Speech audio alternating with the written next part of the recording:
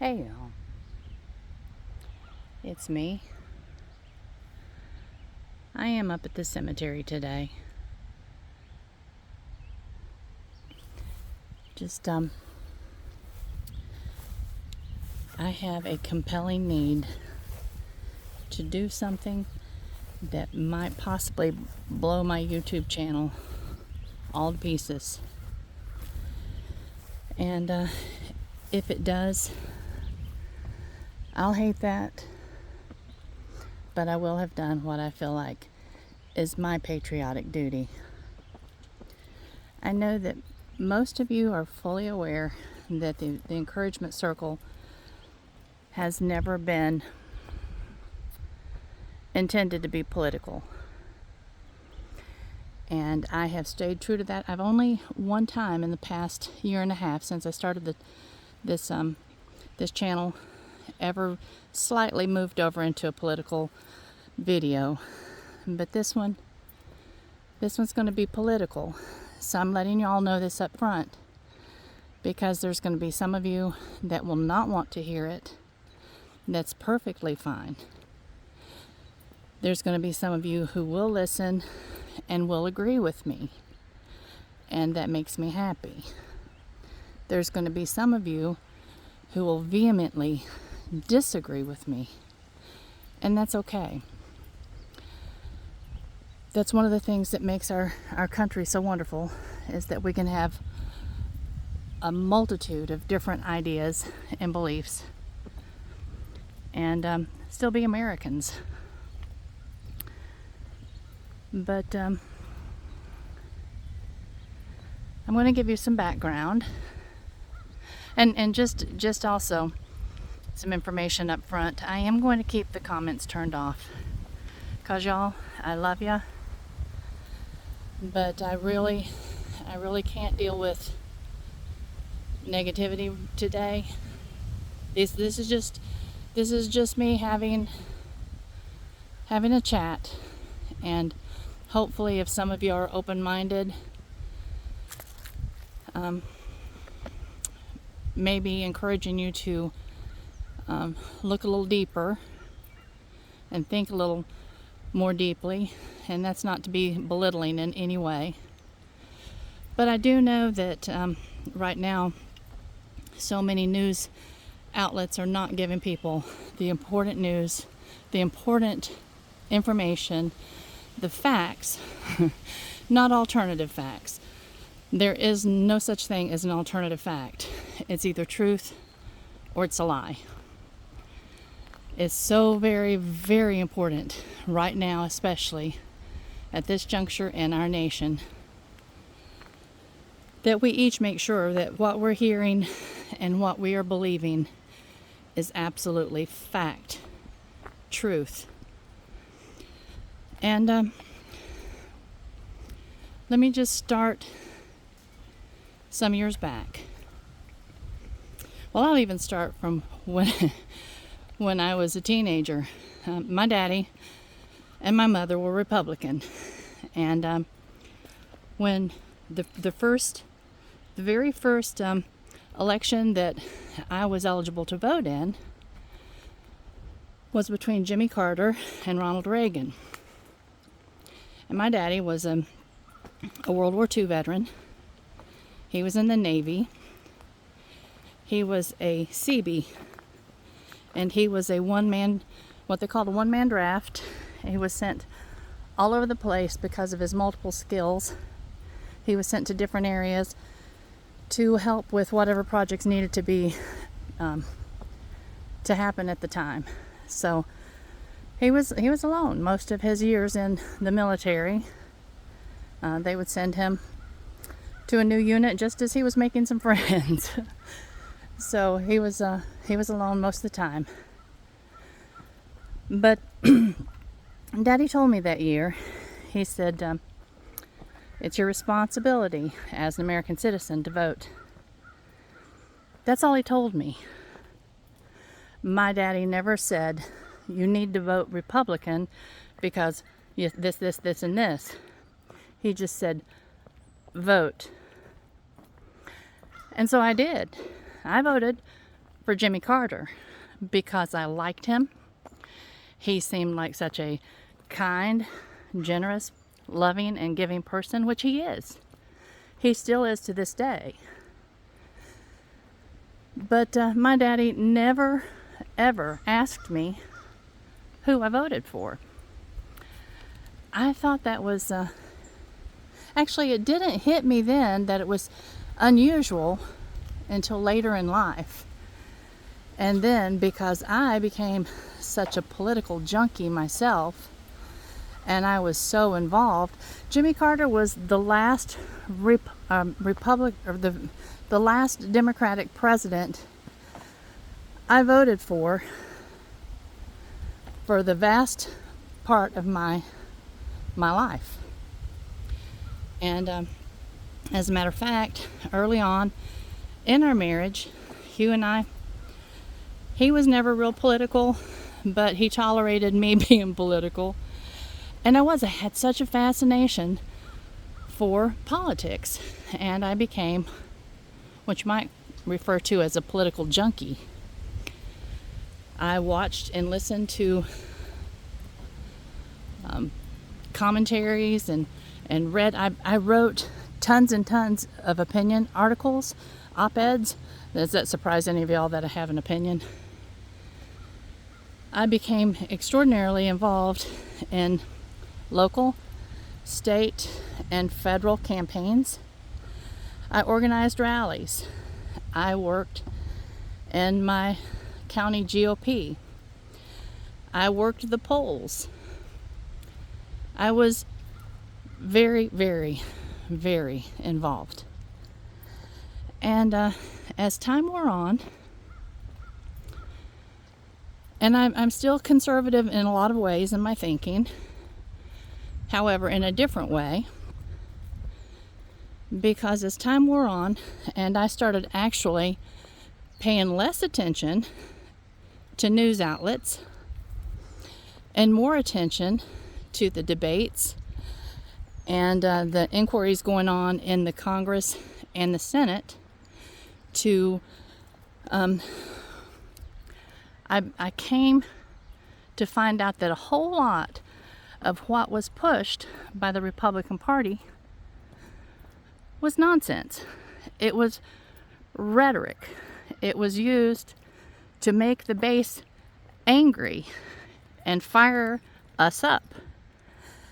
And as I began to actually really look into what was going on, I found out that the problem with the Democratic Party is that they were too meek and too mild, and they didn't know how to fight back. Either that, or like Michelle Obama said, when they go low, we go high. It's what the Democratic Party has pretty much done since, I don't know, for the past 75 years. Well, when I really, really started paying attention, I thought I can't be a part of this any longer, because I saw the hypocrisy, I saw the lies, I saw the things that were going on from inside the party, y'all. I was inside the party.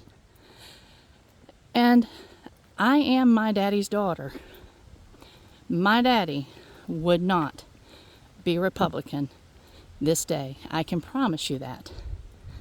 He had a set of moral values. He was the most honorable man I've ever known. And I'm not saying that being a Republican makes you a bad person. I'm saying that at this point in time, good moral people need to really pay attention to what's actually being done. Not just what's being said, but what's actually being done.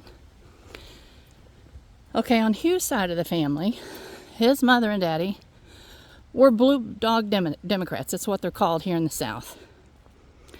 And so that was actually a point of contention especially between me and his mom, when it got close to election time, because I was a Republican, and I felt like Democrats were destroying our nation.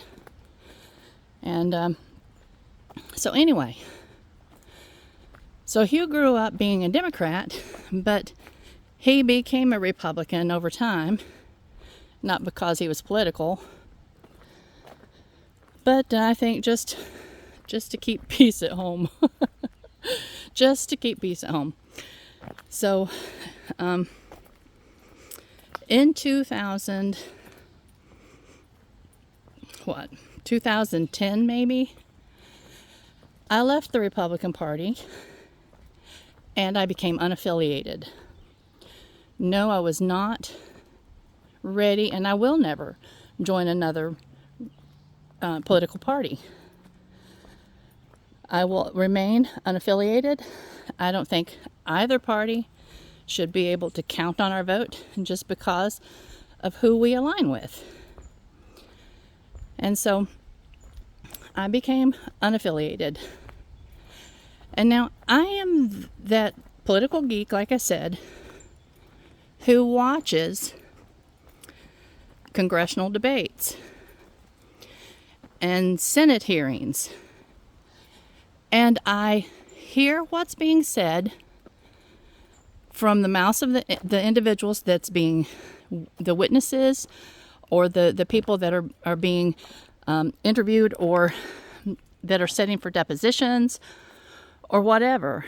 And I hear the questions that are coming from the Democrats and the questions that are coming from the Republicans. I hear the answers that are given by the professionals. I hear the questioning and the rebuttals that are given.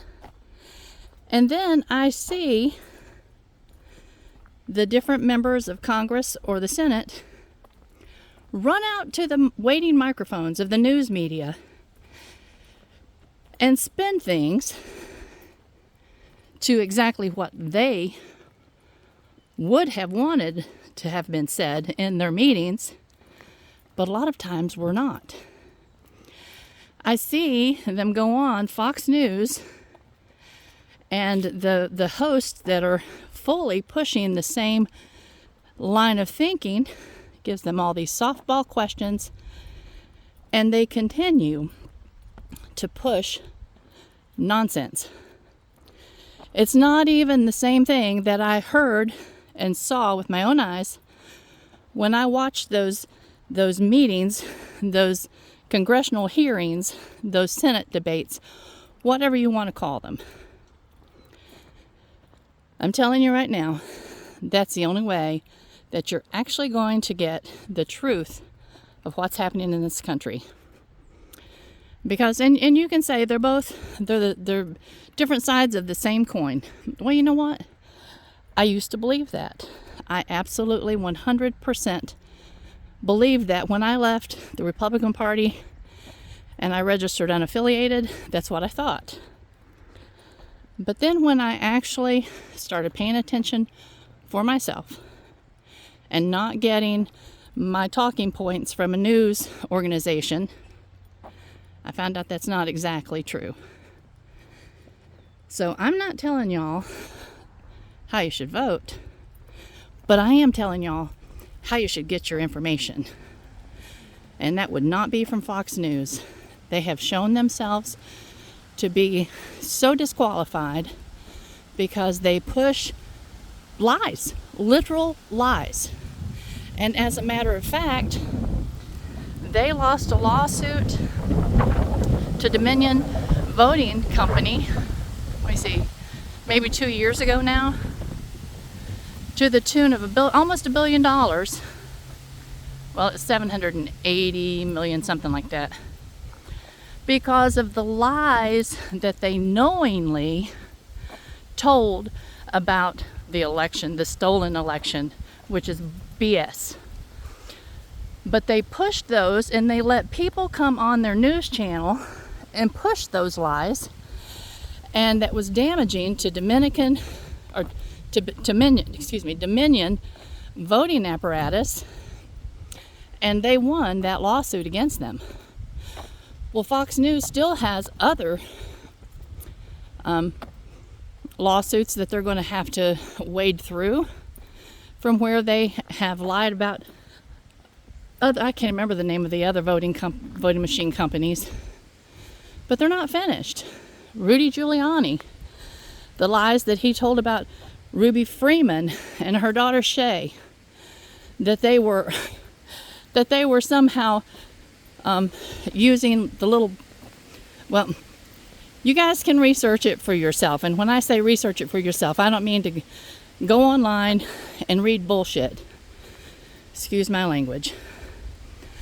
But I do mean to truly, if you're going to read the information from one side, be fair to yourself and the rest of us by reading information from the other side.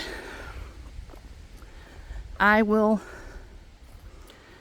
say this, that until Donald Trump, I had voted for, even after I switched over to unaffiliated, I had voted Republican for the president, even after becoming unaffiliated.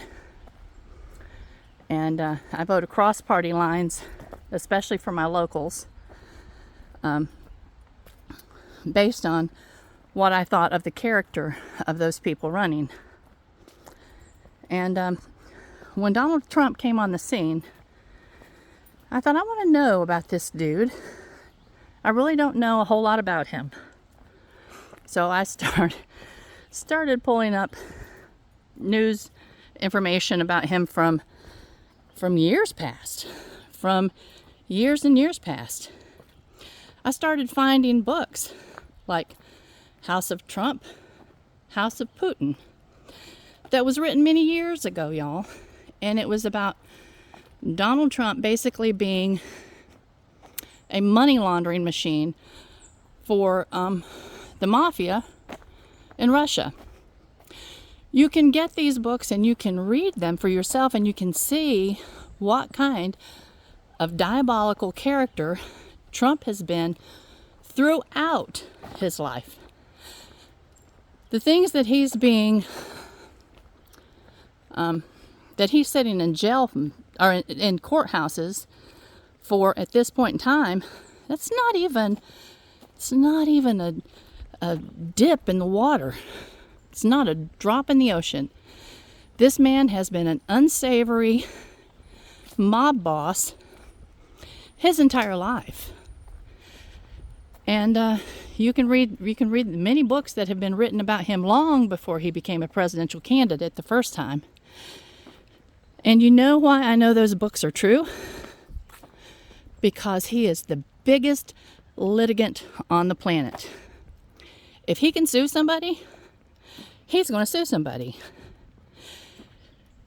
If he had for one moment felt like the books that were written about him were wrong, that they were inaccurate, that they were slanderous, don't believe for a second that he wouldn't have had those people, those writers in the courthouse as soon as possible, suing them for everything he could get from them, because that's who he is.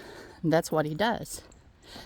He didn't, and he doesn't, because he knows that to take these things into a court of law, that they're going to be proven, and then people will have more information about what a terrible, terrible, unsavory character he is. I don't understand how he has such pull over people, because I look at him and he looks greasy and creepy and literally disgusting to me. There is nothing appealing about him in any way. And that the Republican Party has turned into this MAGA cult.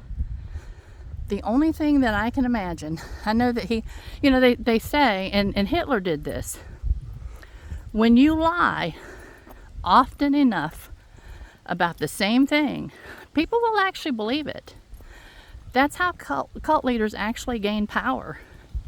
They lie, and they lie, and they lie no matter how outrageous it was the first time you heard it. If you continue listening to it, it begins to just kind of soak into our weird little sponge-like brains. And the party itself, I can't believe that the vast, and as a matter of fact, you'll hear some Republicans that have left the party now, Liz Cheney, Adam Kinzinger, a lot of his staff, a lot of national security people, a lot of the higher ranks in the military that were in his administration. They talk about what an unsavory character he is. And most of them who actually have a backbone have said they will not endorse him. Those who do not have a backbone have chosen to endorse him. And the reason, in my estimation, is because they're more concerned about getting voted out of their own position by angry MAGA people than they are for standing up for what's best for the United States of America. The night that Donald Trump was voted into office, I did go vote. But because, like I said, I'm a political geek, and years prior to that, I had read a book about Bill Clinton called Dereliction of Duty. And the information that was shared about Bill, of course, he wasn't a very moral character, obviously. But the information that was shared about Hillary Clinton just made my skin crawl. And it was shared that she despised the military. Now, at this point in time, I don't know. I don't know whether to believe that or not. That was in the book. And so anyway, I thought, I cannot vote for her. But having read what I read about Donald Trump, there was no way, none, that I would vote for him. But I wouldn't not vote because I'm a political geek. And my daddy taught me that's my responsibility, is to vote. So for the first time in my adult life, I threw my vote away. I knew what I was doing. I knew the person that I was voting for would never make it. And it was the Libertarian. His name was Ron Johnson. But I voted for Ron Johnson because I could not, in good conscience, vote for Hillary Clinton, and I would not, under any circumstance, vote for the terribly flawed, immoral individual named Donald Trump. So, that evening, Jared and I texted back and forth. He didn't vote that year. And I realize now that his heart was so hurting that he just didn't have any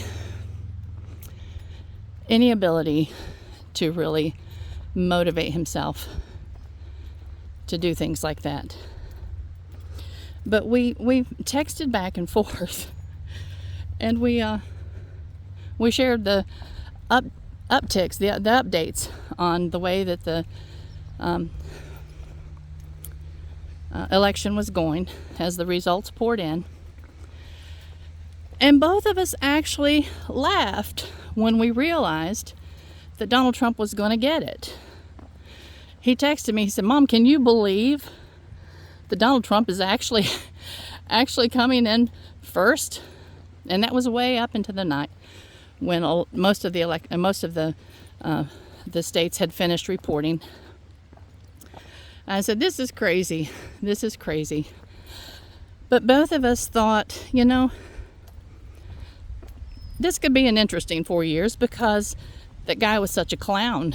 He was just such a bozo that if nothing else, it should be funny. It should be interesting and funny to watch. Dear God, we had no idea the damage that he was going to do to the moral fabric of this nation. I'm going to tell y'all, I've lost family members over Donald Trump because, and I don't know where they stand now. We haven't really reunited. I'm hoping that that will be the case someday. I'm hoping that Donald Trump will kind of fade into the recesses of history, and that people can heal and move forward, that our nation can heal the relationships that are damaged and destroyed, that our relationships with our allies can heal. There's so much damage he did. And folks still don't realize, I don't know, they haven't put together this understanding that, you know, when Obama was president, and I didn't vote for Obama, wasn't a fan of him. I am now, as I see things more clearly. But when the Ebola outbreak was such a concern, he had in place a pandemic panel, a pandemic force to deal with it. And he was able very quickly to allow that to go into effect and to contain it and to keep it from becoming something detrimental in this nation. And you know, the United States, like it or not, we're always at the forefront of most everything like that, and other nations often follow our lead. Well, because Trump, even though he knows, and you need to read or listen to the books from Bob Woodward, where he interviewed Trump, 19 hours of interviews with Trump's exact words. You can find out that Trump knew way back, like in November of 2019, what was happening. But instead of acting on it right away, immediately, doing something about it, he didn't. Because he is such a cowardly little snot that he didn't even want to allow that to be something that could be an issue in his. So he it's like a little kid putting their fingers in their ears and saying la la la la la and hoping that something will go away. That's how big and brave Donald Trump is. Because he let it grow and grow and become a massive, massive threat. We lost over 1 million people. And yeah, you might say, well, most of them were elderly. My mama, she didn't die of COVID, but she died alone in a nursing home in June of 2020, when we were as a family going to come together from all over the country in March to celebrate her 90th birthday. Don't think that I don't take the way that pandemic was handled personally. My mama, I would visit her through the window of her nursing home because we weren't allowed in. We weren't even allowed to open the windows. So I would be on my phone and she would be on her phone, and she was so depressed and mentally she faltered so quickly. I could see it in her little face as she went downhill very, very quickly. She was looking so forward to seeing all of her children, her grands, her great-grands, one final time in her life. And Donald J. Trump, he stole that from my mama. I can't tell you how badly I think of that man. When people say he is a narcissistic sociopath, absolutely he is. Everything is about him. Everything is about how it affects him. Everything is about himself. He doesn't care about you or me or our families or anything about this nation. The only reason he so quickly jumped back into the race, or threw his hat in the ring to become president again, is because he thought somehow that would keep him from facing any of the massive criminal convictions that he's responsible for. I hope y'all realize that more, hi, do you see it? Another cardinal. That's the 5th cardinal today. There's another one. That's the 6th cardinal today. And that's actually a special sign from Jared to me. He has, well, we'll talk about that another time. He knows Mama's on a roll. But I forgot where I was going, y'all. But I can tell you that he handled so many things so poorly. And I'll give you this information, because if you do only watch Fox News and those types of outlets, you won't be aware that, yes, we are still paying too much for groceries and different things of that nature. But if you actually look at the corporate gains of those companies, you will see that they have had one of their best years ever.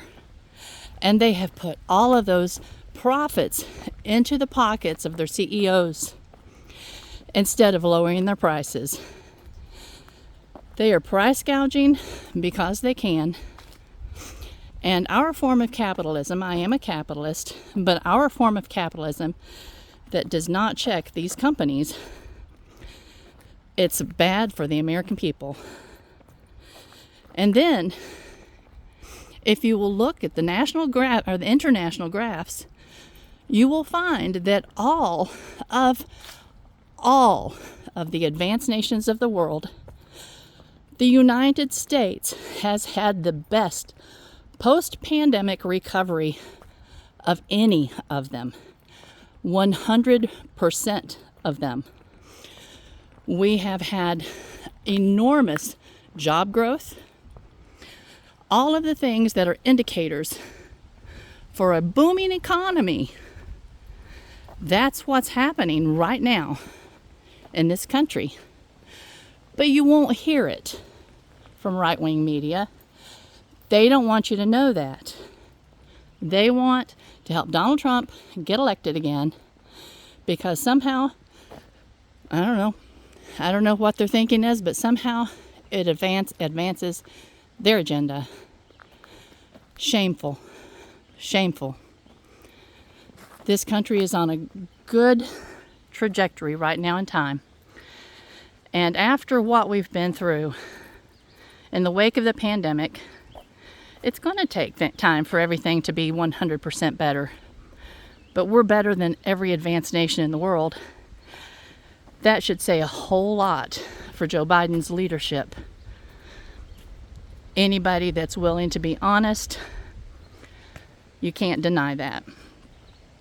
Now, y'all, I'm going to go and take a flag to my daddy's grave. My daddy was my hero. My father-in-law was my hero. And my precious Jared was my hero.